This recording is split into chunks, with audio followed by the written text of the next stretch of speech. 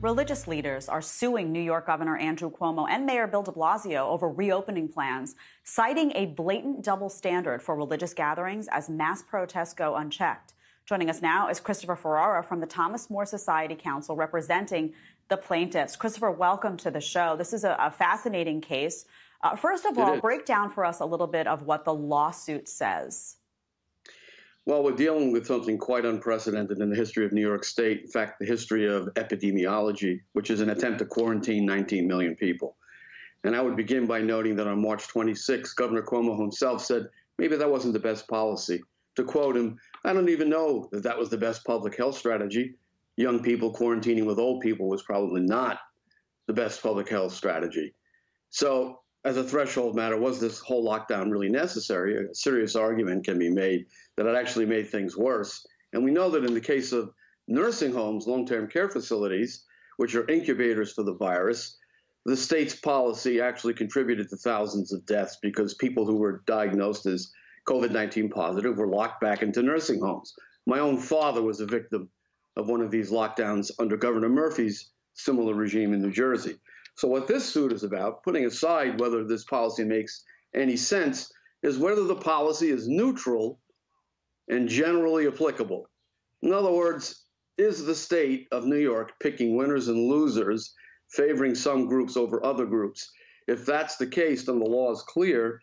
That policy has to be subjected to the most exacting scrutiny possible, and it has to be very narrowly tailored to achieve whatever interest New York State claims is compelling. In this case, they claim the interest is containing the virus, flattening the curve, whatever the rationale is, it constantly shifts.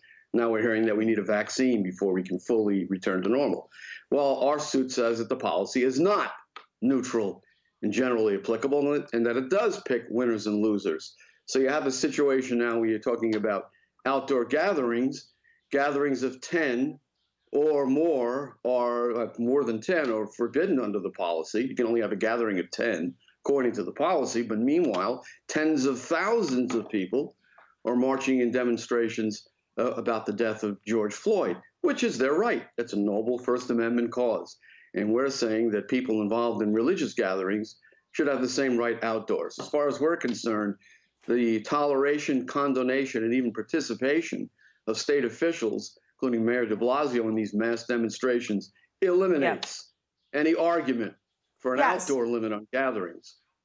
Now, what about an indoor limit? So Christopher, I don't mean to interrupt, but I want to bring up de Blasio because, this double standard was made pretty clear in his own behavior. De Blasio went to one of these memorial services himself at Codman Plaza that was packed.